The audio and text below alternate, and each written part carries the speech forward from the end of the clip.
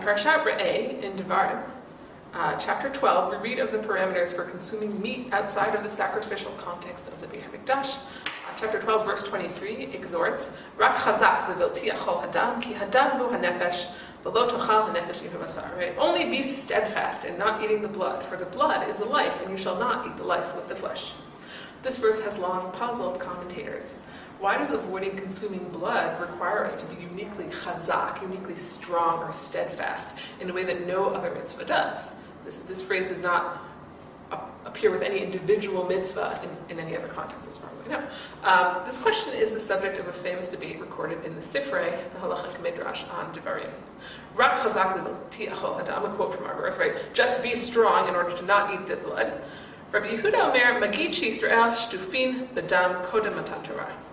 This teaches that, according to Rabbi Yehuda, the first opinion, this teaches that the Israelites were shtufin bedam. They were immersed or soaked in blood before Matan Torah, in the eating of blood, it seems like. In other words, right, the Israelites had a real temptation to consume blood based on their previous practices. That's why the Torah has to warn them specifically not to. Rabbi Yehuda adds also that they had already stopped consuming blood at Sinai.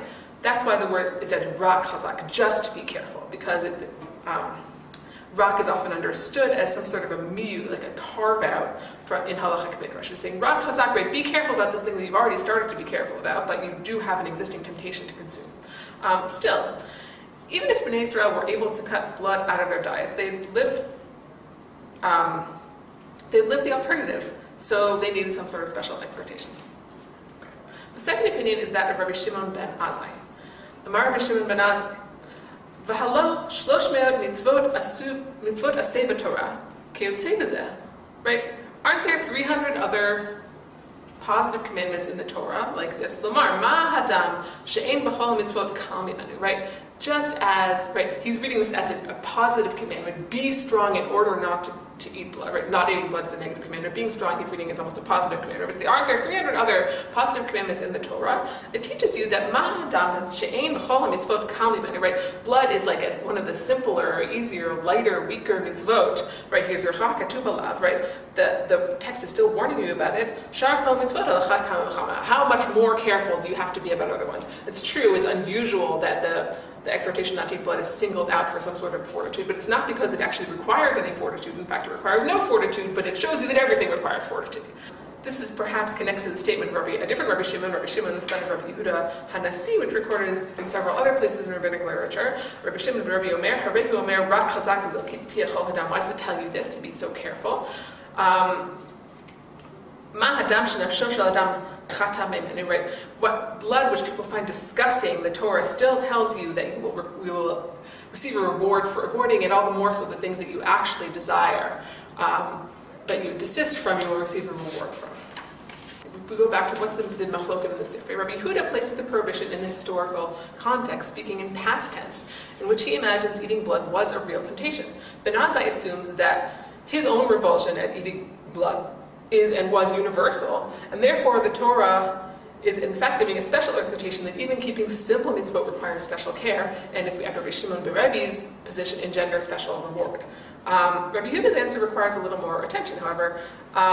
This can hardly be the only practice that the Jews used to do before Sinai, and now they don't do. So still, fine, we've explained why it would require some amount of exhortation, but why this one out of all the others? Why is it singled out? Rashbam elides this entire question on both sides of this machloket by just translating chazak as being careful, right? You have to be punctilious because not eating blood and removing all the prohibited parts of permitted meat is actually an exacting, physically taxing sort of technical task. Not sure that that's the pshat of chazak, however. And Ramban and others give a different answer as to why eating blood would be uniquely attractive. They situate it in the context of cultic practices of associating with demons, and say that by consuming blood, one might gain access to esoteric knowledge and prediction of the future. If so, the temptation is not just a temptation of the flesh, right? It's not just something that's yummy. It's not a desire to consume, but rather it's a desire to know. The lesson would be that sometimes knowledge or other worthy aims can't be achieved in a permissible way, and must therefore be eschewed. That lesson may not have to do with demonology in our days, but it's still important. Shabbat shalom.